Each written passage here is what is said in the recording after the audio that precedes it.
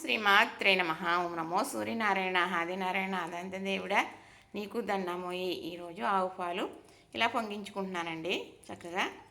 మరి ఆదివారం 4 ఆదివారాలు కూడా ఇలాగా పొంగించుకుంటామన్నమాట. చక్కగా పొంగించుకుని మరి ఆయనకి నైవేద్యం పెట్టుకుంటాం. అలా దిగబారా పొంగాలి.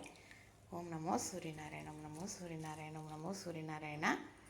సూర్య భగవానుడికి పరమాన్నం చాలా ఇష్టం అంట. అందుకే ఇలా పొంగించి చక్కగా ఆయనకి నైవేద్యం పెడతారు. ఇది ఇత్తడి గిన్నె, లోపల కళాయి ఉన్న గిన్నె, ఇలాంటివి మాత్రమే వాడుకోవాలి. చక్కగా ఇది ఎప్పుడు కూడా నేను ఏ పూజలకైనా ప్రసాదానికి ఈ గిన్నె వాడతానండి. చక్కగా కడిగేసానా, పసుపు రాసి బొట్లు పెట్టేనా. మరి ఇదిగో ఇప్పుడు పాలు పొంగించేసుకున్నాను. అలానే ఇందులో ఏ ప్రసాదమైనా ఈ గిన్నెలోనే చేసుకుంటానండి. దేవుడికని ఒకటే ఉంచుకుని ఇంక ఇది వేరే ఏమీ చేయను అన్నమాట. చక్కగా ఈ పరమాన్నం ఉడికిన తర్వాత తగినంత బెల్లం వేసుకుని మరి అప్పుడు సూర్యభగవానుడికి నైవేద్యం పెట్టుకుందాం. ఇలాగా పూజకన్నీ సిద్ధం చేసేసుకున్నాను. ఈ పరమాన్నం ఉడుకుతూ ఉంటుంది కదా, ఈ క్షీరాన్నం, అప్పుడు వెళ్ళి నేను పూజ చేసేసుకుంటాను. ఈ పూజ అయిపోయేటప్పటికి ఈ క్షీరాన్నం అనేది ఉడికిపోతుంది అన్నమాట. చక్కగా చూసారు కదా. ఇప్పుడు చిమ్ములో పెట్టేసానండి. ఇంక ఇలా మెల్లగా ఉడుకుతుంది చక్కగా. మనం దీన్ని ఏం చూడనవసరం లేదు.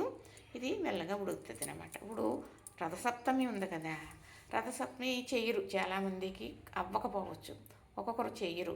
తర్వాత తెలుస్తు చేసుకుందామని. తర్వాత ముందేమో ఒకవేళ మనకి అనివార్య కార్యాల వల్ల అవ్వకపోవచ్చు కదా, అలాంటప్పుడు చేయలేదు అయ్యో అని ఏమనుకోని అవసరం లేదు. ఈ మాఘమాసంలో చక్కగా 4 ఆదివారాలు ఉంటాయి కాబట్టి ఏదో ఒక ఆదివారం పొంగించుకోవచ్చు అన్నమాట. ఏ ఆదివారం పొంగించుకున్నా మంచిదే. చక్కగా ఇలా ఉడుకుతుంది కదా.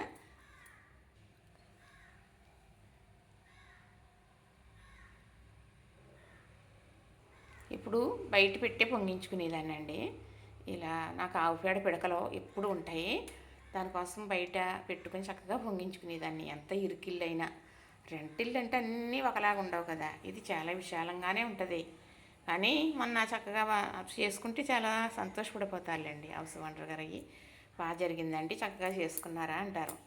అయితే మగాయింతో గమ్మున ఆడవాళ్ళు మాట్లాడడం కదా, ఆవిడతోటి మాట్లాడతాము. ఆవిడైతే లేరు. బాగా జరిగిందా మేడం గారు అని అడిగారు. బాగా జరిగింది అన్నాను. మరి మొత్తం అంతా కూడా కట్లి పొయ్యి మీద చేసేసారా వంట అంటున్నారు. అదేనండి, మనం పిడకలు దాయలు వేసి చేశాను కదా అని అంటున్నారు. అది కిందకు వచ్చి కూడా ఏమన్నా అవుతుంది అనుకుంటారు కదా పలకలో. అందుకు నువ్వు ఇసుకేసి లేదంటే ఏదన్నా స్టాండ్ చాలా మరి దానికి చూసుకుని చేస్తానండి. ఇంతకుముందు అలాగే పొంగించాను. మధ్యలో 2 సంవత్సరాలు అవ్వలేదండి, చేయలేదు. అంటే తోటికోడలు దెబ్బటం, ఇంటి పేరోళ్ళని అలాగా అంతకుముందు కూడా ఏదో జరిగింది. ఇది ఇలా గరిటేసేసి ఇలా ఉంచితే ఇంకా పొంగకుండా చక్కగా అలా ఉడుకుతుంది అనమాట. మనం అస్తమానం పొంగకూడదు అంటారు. ఎందుకంటే ఈ పాలు రుచి పోతుంది, తర్వాత స్టవ్ కూడా ఖరాబ్ అయిపోతుంది. అందుకు అలా అంటే పొంగకూడదు, ఏదో తుప్పు అంటే చేయరని చెప్పి అంటారు తప్పండి. ఏం పర్వాలేదు, పాలు పొంగినంతట్లో ఏమీ అయిపోదు. కాకపోతే రథసప్తమి ఇలాగా దిగబార్లా పొంగించుకుంటాం.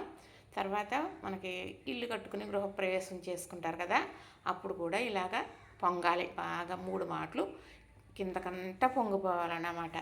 ఎవరికన్నా పొంగించినా మనం అలానే చేయాలి. మనం చేసే పని ఏంటంటే, మన మీద బాధ్యత పెట్టారు అంటే మనం చక్కగా పాలు పొంగించాలి. గృహప్రవేశం ఎంత గొప్పగా చేసుకున్నా, ఏ పూజలు చేసుకున్నా, ఏ హోమాలు చేసుకున్నా పాలు పొంగించడమే బాగా ముఖ్యం. ఏమంటారు, పాలు పొంగించేసుకున్నారమ్మా కొత్త ఇంట్లోనే అని అడుగుతారు. పాలు పొంగించుకుంటున్నామండి అంటారు తప్ప మరి ఇలా హోమాలండి అయ్యండి అని ముందు చెప్పరు. ఎప్పుడు ఫస్ట్ పాలు పొంగించుకోవటమే చెబుతారు. అందుకును నూతన గృహంలో చక్కగా సరైన వాళ్ళు పెట్టుకుని పాలు అనేది బాగా పొంగేటట్టు, ఇలా మారు దిగ పొంగేటట్టు చేసుకోవాలి. ఇది చెప్పాలని ఎప్పటి నుంచో నాకు ఆలోచన అండి. తర్వాత ఇప్పుడు అద్దెంట్లోకి వెళ్తూ ఉంటాం కదా, మారుతుంటాం కదా, ఇల్లు కాకపోతే ఇంకో ఇల్లు. ఒక్కొక్కరు అస్తమానం మారుతున్నాం కదా అక్కర్లేదులే అనేసి పొంగించుకోరు. లేదండి, ఎప్పుడు ఎన్ని మాటలు ఇల్లు మారినా మనం పొంగించుకోవాలి. అదే శుభదాయకం. ఏమండి, చక్కగా కట్టుకున్న వాళ్ళకి ఒకసారి పొంగించుకుంటారు సొంత ఇల్లు. మనం అద్దెకుండే వాళ్ళు ఎవరమన్నా ఉన్నామనుకోండి, ఇల్లు మారినప్పుడల్లా పాలు పొంగించుకోవచ్చు కదా. అంతటా దృష్టి ఎవరికి వస్తుందండి కదా. కానీ మనం కొత్తగా కొత్తగా అద్దెంట్లోకి వెళ్ళినప్పుడు మనం పాలు పొంగించుకుని మాత్రమే మన వంట చేసుకోవాలి. అన్నీ సర్దేసుకున్నాక చక్కగా మన ఇంట్లోకి మారాం కదా, సర్దేసుకున్నాక అన్నీ క్లీన్ అయ్యాక అప్పుడు ఫస్ట్గా పాలు పొంగించుకుని మంచిది, అది ఇది కాదు, రోజోటి మంచిది ఉంటుంది కదా. చక్కగా మనం ఎప్పుడు చేస్తే మంచి పని అదే మంచిది.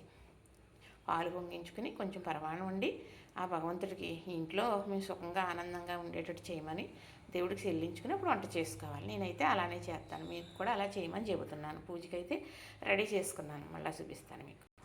సూర్య భగవానుడికి క్షీరాన్నం నైవేద్యం రెడీ అయిపోయిందండి. అన్నం అయితే చక్కగా ఉడికిపోయింది. నేనైతే కోటా రైస్ మాత్రమే వేస్తానండి, అవి బాయిల్ అయితే అవి కాదు కాబట్టి, పచ్చి కాబట్టి చక్కగా చూడటానికి క్షీరాన్నం ఇలా ఉంటుందన్నమాట. ఇప్పుడు స్టవ్ ఆపేసి మాత్రమే మనం బెల్లం వేసుకోవాలి, ఎందుకంటే గమ్ముని ముక్క అయ్యే అవకాశం ఉంటుంది కాబట్టి. ఇలా ముక్కలుగా ఉందనుకోకండి, వేడి మీద కరిగిపోతుంది. నేను అక్కడ పూజకి సిద్ధం చేసుకున్నాను కదా, చక్కగా వెళ్ళి నేను పూజ చేసుకుని వచ్చేటప్పటికి ఇది కరిగిపోతుంది. పట్టుకెళ్ళి నైవేద్యం చెల్లించవచ్చు. అది కూడా సగం వేడైనా చల్లారిపోవాలి. బాగా వేడివేడిగా ఉండగా పెట్టకూడదండి నైవేద్యం. మనం తినం కదా వేడివేడిగా, మరి భగవంతుడు ఎలా తింటాడో. ఇప్పుడు కొంచెం ఆవునే ఇలా వేయడం వల్ల శుద్ధి అవుతుంది అన్నమాట. మంచి ప్రసాదానికి మంచి గౌరవ మర్యాదలన్నీ దక్కుతాయి. ఇలాగా చక్కగా వండింది ఆవు పాలే, వేసింది ఆవు నెయ్యే. ఇప్పుడు ఇది ఇలా మూత పెట్టేసి నేను వెళ్ళి పూజ చేసుకుని అప్పుడు చెల్లించే విధానం మళ్ళీ చెప్తాను. ఇదిగోనండి, ఆదివారం ఆదినారాయణుడికి పూజ పూర్తయింది. చక్కగా ఆవు పాలు పరమాన్నం ఇలా నివేదన చేసుకున్నానండి. చక్కగా పూజ అయిన తర్వాత తెచ్చి మరి చెల్లించేసి అప్పుడు మీకు చూపిస్తున్నాను. చక్కగా చూశారు కదా, ఇలా ఆదివారం మరి మాఘమాసంలో మనం పాలు పొంగించుకోవడం వీలవ్వని వారు ఇలాగ ఈ ఆదివారం కుదరకపోతే వచ్చే ఆదివారం అలా ఉన్నాయి కాబట్టి ఇంకా 2 ఆదివారాలు ఉన్నాయి. ఏ ఆదివారం అయినా సరే ఆదివారం ఇలా ఆదినారాయణ ముత్తబాబుకి సూర్య భగవాను ప్రత్యక్ష దైవంగా ఆరోగ్యదాత కాబట్టి మనం పూజ ఇంట్లో ఇలా చేసుకున్నా మనం ఆయనకి బయట నమస్కారం చేసుకుంటే మరి ప్రత్యక్షంగా కనపడే దైవానికి మనం ఆరాధించినట్టే కదా. కాబట్టి అది మంచి ఆరోగ్యం. ఇదిగోనండి, చూసారు కదా, నచ్చింది కదా, ఇంతేనండి. చూసారా, మరి లైక్ చేయండి, షేర్ చేయండి, సబ్స్క్రైబ్ చేయండి.